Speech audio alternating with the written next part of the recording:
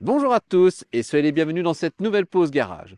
Avant de commencer cet essai relatif au Renault Austral hybride, je tiens à vous dire quelques mots, à vous inviter à nous soutenir en vous abonnant, en activant la cloche de notification, en n'oubliant pas de mettre un petit pouce bleu ou rouge si vous n'aimez pas la vidéo en fin de vidéo, à nous laisser des commentaires et surtout à partager cette vidéo. Tout ça nous aide à être mieux référencés pour l'algorithme de YouTube. Et pour des petites chaînes comme la nôtre, ça compte énormément. Bon allez, j'en ai fini avec l'autopromotion maintenant. Place à l'essai du Renault Austral hybride.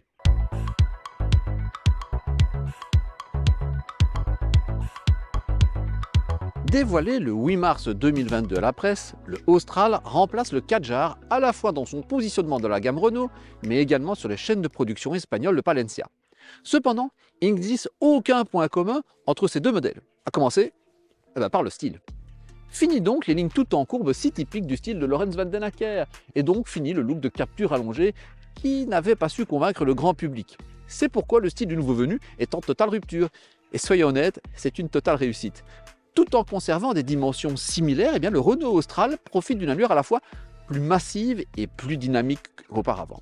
Les porte-à-faux sont tout aussi importants qu'auparavant, mais le travail réalisé sur les lignes de force, sur les reliefs, sur les ouvertures, les rend visuellement plus petits. Ça permet de rendre le profil bien plus équilibré et l'ensemble tend vers le dynamisme avec cette ligne de caisse tendue et surtout ces plis au niveau des ailes avant et des ailes arrière, un peu à la façon d'une Cupra Formentor.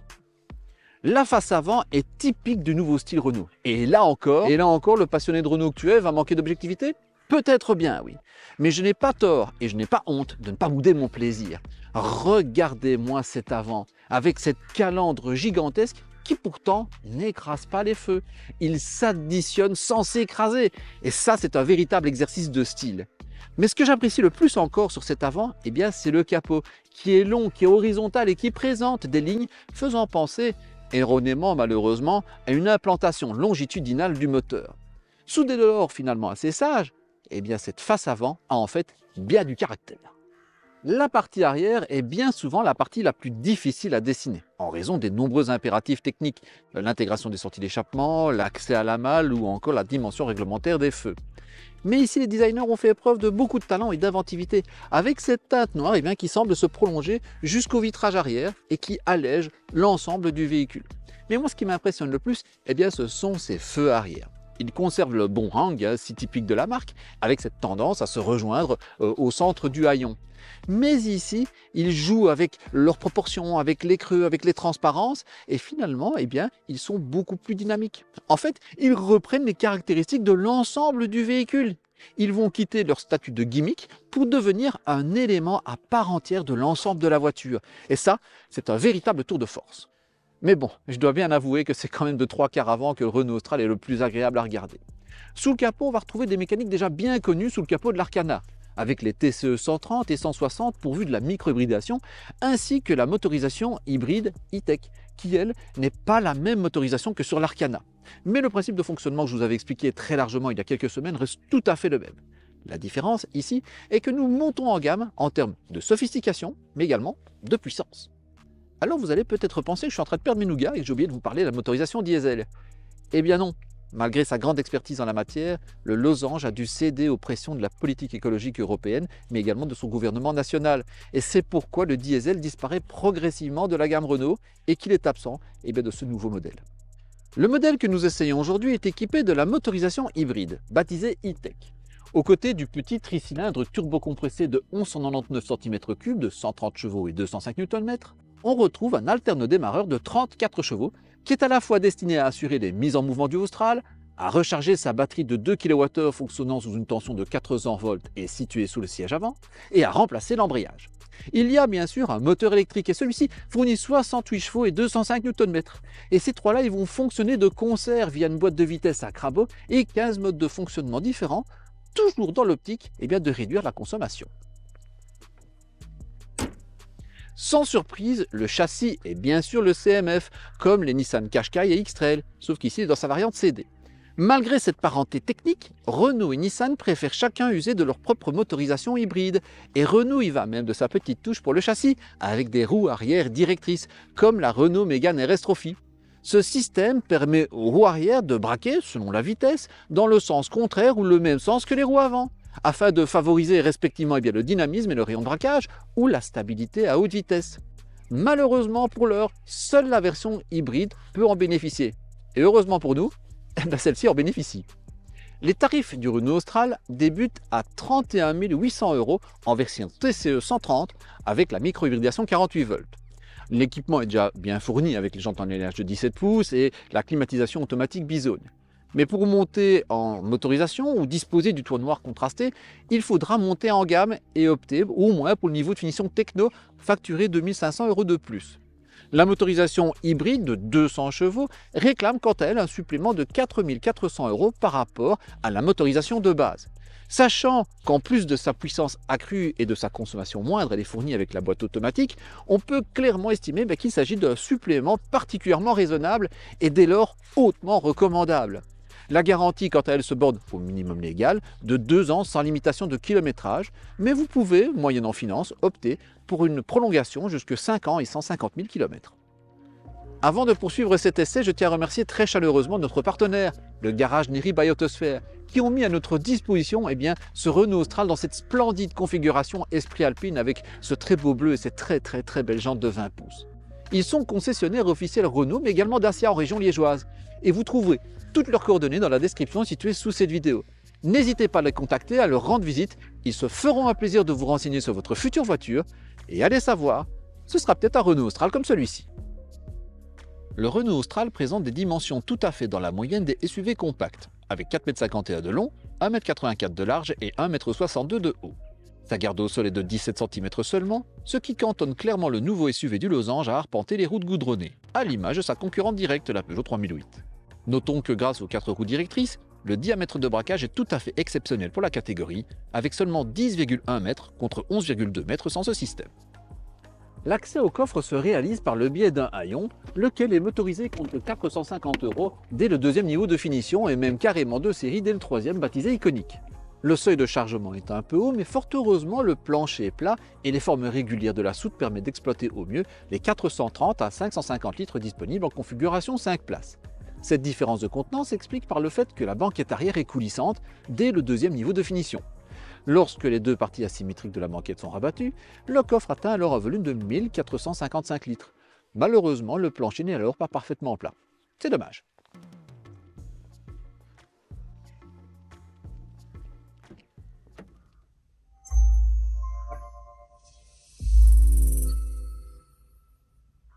Sans surprise pour ce type de véhicule, l'habitabilité se montre tout à fait généreuse à l'avant. À l'arrière, l'espace se montre tout aussi généreux. La place pour la tête est vraiment beaucoup plus importante que dans la Mégane et l'espace pour les jambes est absolument royal. Et on bénéficie en plus d'une banquette coulissante sur 16 cm qui vous permet de faire soit de profiter de l'espace pour les jambes ou l'espace pour le coffre à bagages. Et il me reste encore de la place. La banquette se règle en longueur, mais elle se règle également en inclinaison à l'aide ici d'une petite lichette. Au niveau du rembourrage et du dessin, elle est plutôt confortable, mais c'est typé ferme, c'est plutôt typé à l'allemande. Par contre, la place centrale est totalement inutilisable. Vraiment, la banquette là est vraiment beaucoup trop dure dans le dossier, vu que c'est la coudoir qui a été remontée. Et puis, l'espace pour les jambes est un peu gêné par le tunnel de servitude. Donc, c'est un véhicule qui se profite vraiment agréablement à 4. Les surfaces vitrées se montrent plutôt généreuses, ce qui fait qu'on a plutôt une vue très correcte vers l'extérieur. Mais la ligne de caisse remonte à partir de la vitre arrière, ce qui fait que les enfants auront une visibilité vers l'extérieur un peu plus limitée. Et surtout pour le conducteur, la visibilité 3/4 arrière est problématique. Et ce n'est pas la petite custode qui va y changer quoi que ce soit. Fort heureusement, le Renault Austral est bien dans son époque, avec toutes les aides électroniques qu'on peut imaginer pour le moment, avec des radars de stationnement à l'avant, à l'arrière, caméra de recul, caméra 360 degrés. Et la plupart de ces équipements-là font partie de la dotation de série dès le deuxième niveau de finition. Quant à la version de base, il va falloir passer par un pack qui ne coûte que 400 € pour avoir tout ça, et franchement, là, ça vaut la peine. Le design intérieur est tout à fait le même que celui de la Mégane que Fabien avait essayé il y a quelques mois d'ici. Et à l'intérieur, on retrouve une finition qui est vraiment excellente, avec de très beaux matériaux, un très gros effort porté aux soins pour l'assemblage, pour la présentation. À part la fantastique Safran Baccarat, je ne vois pas de Renault qui ait été mieux fini que cette voiture-ci. C'est vraiment excellent. La présentation intérieure, elle est typique de cette finition esprit alpine, bien sûr, mais malgré ça, il y a des choses qui sont typiques à tous les Renault Austral, comme par exemple ces commodos ici façon aviation, qui sont vraiment très sympas. Par contre, derrière le volant, c'est la folie. Il y a des commodos dans tous les sens. Il y en a un à gauche, il y en a trois à droite, il y a des boutons sur le volant, il y a un bouton déporté, il y a également des palettes sur le volant. C'est totalement fou. Et le plus fou, c'est que c'est facile de s'y habituer, vraiment. À part le levier de vitesse ici auquel on ne touche pas souvent et de temps en temps on cherche un peu où il est, mais tous les autres commodos ils tombent absolument sous la main. Donc c'est assez surprenant. Autre chose à aborder, et c'est important dans les voitures d'aujourd'hui, eh bien c'est tous les systèmes d'infodivertissement. Devant moi, il y a un très grand écran de 12,3 pouces qui est mis en format vertical et qui est vraiment très beau. La résolution de l'écran est vraiment très fameuse. Et c'est la même chose pour les caméras arrière et la caméra 360 degrés. Il y a vraiment une très très belle résolution aussi. En termes de fonctionnement, oubliez les lenteurs du passé, ça va super vite. Vous pouvez aller dans tous les menus super rapidement, c'est vraiment rapide. Et pour aller dessus, vous avez aussi Android Auto et Apple CarPlay qui se font sans fil. Il suffit d'appuyer sur le bouton et boum, je suis sur mon Apple ici. Je peux changer, je peux aller dans mes réglages, je peux aller mettre de la bonne musique par exemple, mettre par exemple le générique de la pause garage. C'est parfait. Les sièges font eux aussi partie intégrante du design de l'habitacle, avec vraiment ce style très léché, ces appuis-têtes qui s'enfoncent un peu dans le dossier, c'est vraiment très très beau. Il y a un petit côté 80s je trouve là-dedans qui est vraiment super sympa. Ils ont un recouvrement mi-tissu, mi-alcantara qui est spécifique à cette version alpine. Alors je ne sais pas si c'est parce que ce sont des sièges plus type alpine, mais je les trouve quand même un peu durs. C'est pas inconfortable, hein, c'est comme pour la banquette arrière, mais de la part d'une Renault c'est surprenant. On a plus l'impression de se retrouver dans un véhicule allemand, ce qui est quand même de plus en plus la norme ces dernières années. Ici, vraiment, la position de conduite, elle est vraiment excellente. J'ai un siège électrique qui me permet vraiment de choisir la position de conduite que je préfère. Il y a même une fonction confort qui fait que le siège recule en arrière pour vous laisser sortir de la voiture, avoir plus de place. Et quand vous revenez à votre place, il reprend sa position. C'est des petites choses qui sont quand même très haut de gamme et qui sont très sympas à retrouver dans une voiture comme ceci. Bon, je pense qu'on a fait largement le tour de tout ce qu'il y avait à dire sur la voiture. Je pense que maintenant, il est vraiment temps d'aller faire un tour. Allez, c'est parti!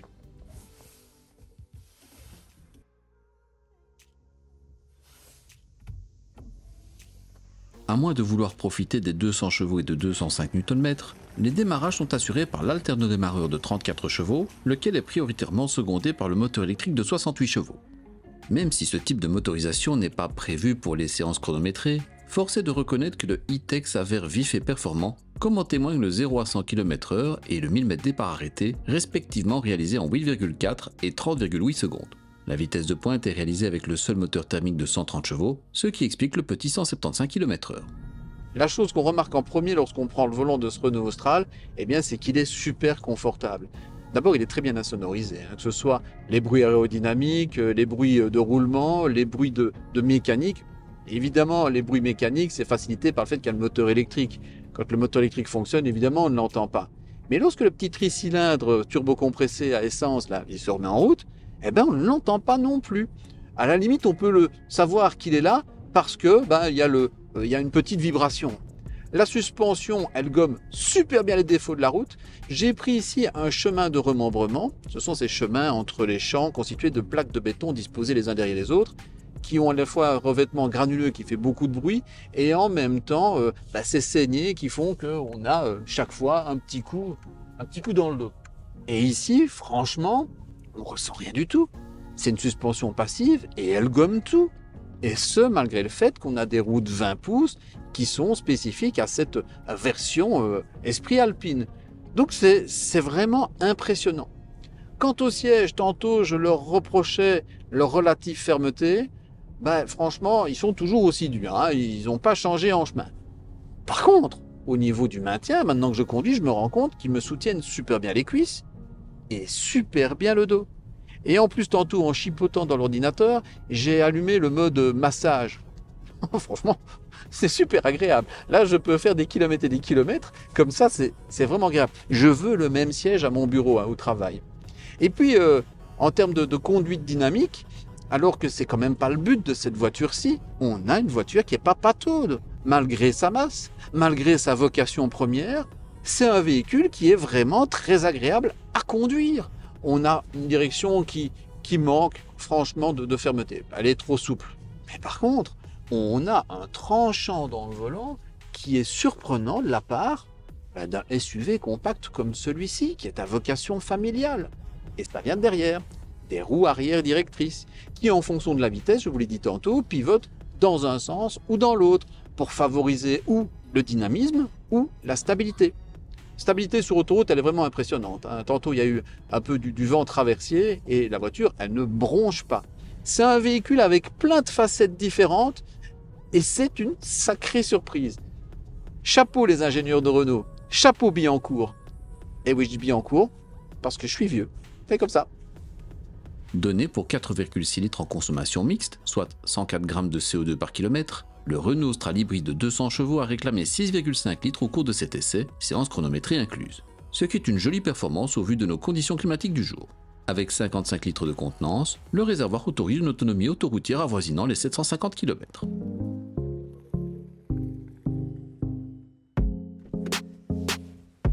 Enfin, Renault présente un SUV compact vraiment attrayant, et pas seulement à l'œil, car au-delà de son design franchement réussi, le Renault Austral se montre agréable à conduire, confortable, sûr, superbement présenté, pratique, le tout en affichant un prix franchement concurrentiel. Ce n'est que mon avis personnel, mais pour moi Renault tient là sa plus franche réussite depuis les 10 dernières années. J'espère que cette vidéo vous a plu. Si c'est le cas, eh bien n'hésitez pas à nous le faire savoir en nous laissant un pouce bleu ou un commentaire en dessous de cette vidéo. Si la chaîne vous intéresse, n'oubliez pas non plus de vous abonner et d'activer la cloche de notification. Vous pouvez également suivre l'actualité de la pause garage sur les réseaux sociaux et sur notre site internet. Tout ça est 100% gratuit, donc n'hésitez pas. Allez bon, c'est pas qu'il fait un petit peu froid, mais je vais rentrer dans la voiture. Je vous dis à la prochaine et d'ici là, soyez prudents sur les routes.